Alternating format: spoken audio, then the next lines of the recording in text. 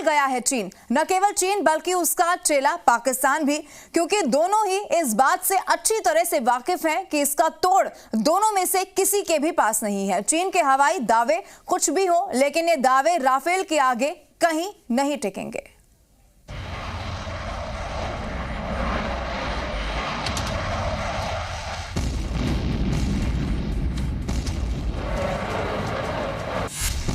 Rafale की एटमी हमले की ताकत से दहला चीन।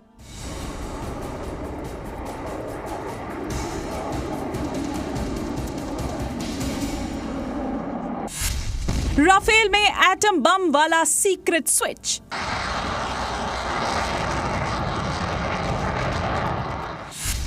चीन और पाकिस्तान के पास नहीं है राफेल का कोई जवाब।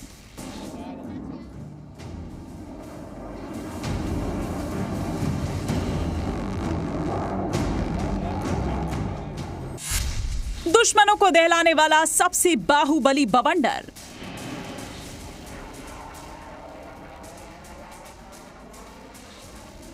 न चीन न पाकिस्तान, किसी के पास नहीं है राफेल जैसा फाइटर जेट। राफेल में लगने वाली मिसाइलें मिनटों में परमाणु बम से सटीक निशाना लगा सकती है।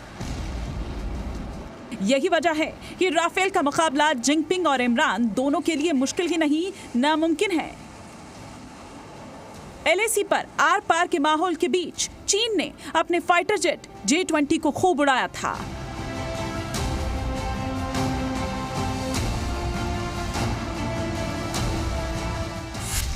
राफेल के आगे नहीं टिकता चीन का J-20। आपको बता दें कि चीन का J-20 भारत के राफेल के आगे दूर दूर तक नहीं टिकता। राफेल तेजी से परमाणु हमला करने वाली मिसाइलों से लैस है। चीन का J-20 इसमें नाकाम है। राफेल 2230 किलोमीटर प्रति घंटे की रफ्तार से अटैक कर सकता है, तो चीन का J-20 फाइटर जेट बमुश्किल 2000 किलोमीटर की स्पीड में आ पाता है। राफेल डबल इंजन का फाइटर जेट है, तो J-20 सिंगल इंजन का जेट है। राफेल का रडार सिस्टम चीन के J-20 के मुकाबले काफी एडवांस है। सबसे खास बात यह है कि चीन अपने जहाज की खुद तारीफ करता है। चीन इसे स्टील्थ तकनीक से लैस 5th जनरेशन का फाइटर जेट कहता है, जबकि इंटरनेशनल रेटिंग के लिए जरूरी जांच से दूर रहता है। चीन के हवाई दावे J-20 की जो खासियत दुनिया जानती है वो चीन की बताई हुई है। इसके सच पर इंटरनेशनल एविएशन एजेंसीज की मुहर नहीं है। चीन कॉपी करने में माहिर है। किसी भी चीज की वो नकल बना सकता है, उसकी शुरुआती तकनीक भी चोरी कर सकता है, लेकिन डुप्लीकेट चीज तो डुप्लीकेट ही होती है ना। इसलिए मेड इन चाइना जहाज राफेल के आगे कहीं नहीं टिकता, जबकि राफेल कई युद्ध क्षेत्रों में अपना पराक्रम का लोहा मनवा चुका है। हमारे पास जो राफेल है वो JF-17 से बहुत ही आगे है। रेडार, इंजन, आसिया रेडार, उसके जो है SCALP missile, surface air to surface missile, तो हमारा जो है राफेल जो आ रहा है 29 तारीख को 5:36 में से बहुत ही आगे है। वहीं अगर पाकिस्तान की बात करें तो आतंकिस्तान अपने अमेरिका में बने F-16 पर खूब इतराता है, लेकिन पुरानी पीढ़ी के इस फाइटर जेट को तो भारत के पुराने MiG-21 बाइसन ने ही मार गिराया था।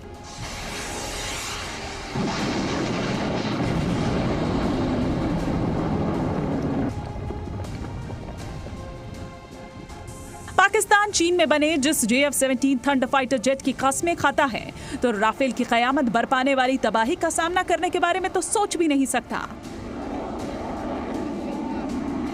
पाकिस्तान के बाद F-16 आए थे अमेरिका से, उनके पास X-15 है जिसने मार गिराया अभिनंदन के MiG-21 ने। राफेल परमाणु हथियार ले जाने में सक्षम और सेमी स्टील्थ तकनीक से लैस है, जबकि पाकिस्तान के JF-17 थंडर जेट में ये खूबी नहीं है। चीन की एयर टू एयर मिसाइल पर इतराने वाले JF-17 थंडर राफेल की 4 तरह की मिसाइलों की ताकत के आगे राख हो जाएगा।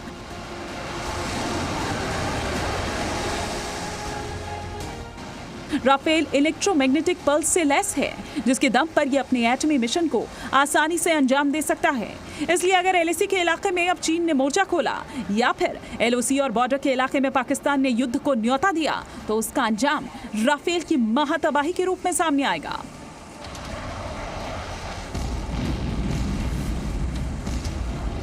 एलएसी के उस पार चीन के फाइटर जेट इस वक्त काशगर, होतान और नगरी गुरगुंसा एयरबेस पर उड़ान भर रहे हैं।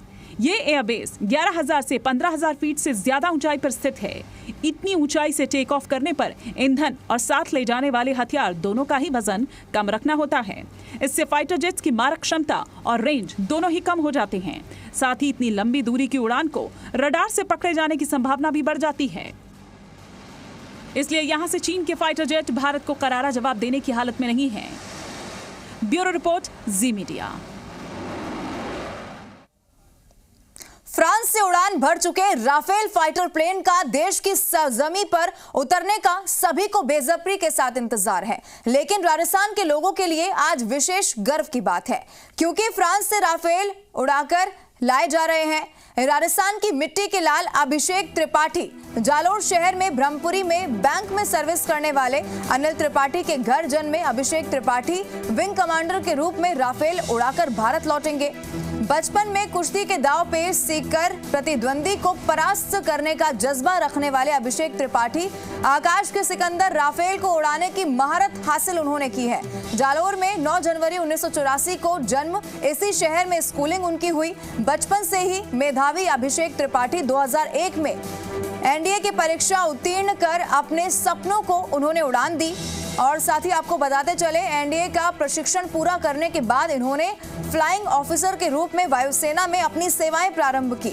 उसके बाद पदोन्नत होकर फ्लाइट लेफ्टिनेंट और साथ ही स्क्वाड्रन लीडर और अब वर्तमान में अंबाला में विंग कमांडर के पद पर वो कार्यरत हैं। इन्होंने जवाहरलाल नेहरू विश्वविद्यालय दिल्ली से एमएससी की डिग्री भी प्राप्त की है। विंग कमांडर त्रिपाठी की सफलता से परिवारजन एवं मित्रजनों ने प्रसन्नता व्यक्त की है। आपको बताते चले, राजस्थान के लिहाज से भी बहुत गौरवशाली ये जो लम्हा है वो हो चला है। अगर त्रिपाठी जी की बात की जाए तो इन्होंने जवाहरलाल नेहरू विश्वविद्यालय दिल्ली से एमएससी की डिग्री प्राप्त की। विंग कमांडर त्रिपाठी की सफलता से परिवारजन एवं मित्रजनों ने भी इस जो ये लम्हा है इसको लेकर प्रसन्नता उनकी साफ तौर पर देखी जा रही है। परिवारजन को भी बहुत गर्व इस मौके पर महसूस यहाँ पर हो रहा है। आपको बताते चले, बचपन से ही मेधावी अभिषेक त्रिपाठी 2001 में एनडीए की परीक्षा उत्तीर्ण कर अपने सपनों को उन्होंने उड़ान दी। एनडीए का प्रशिक्षण पूरा करने के बाद इन्होंने फ्लाइंग ऑफिसर के रूप में वायुसेना में अपनी सेवाएं प्रारंभ की।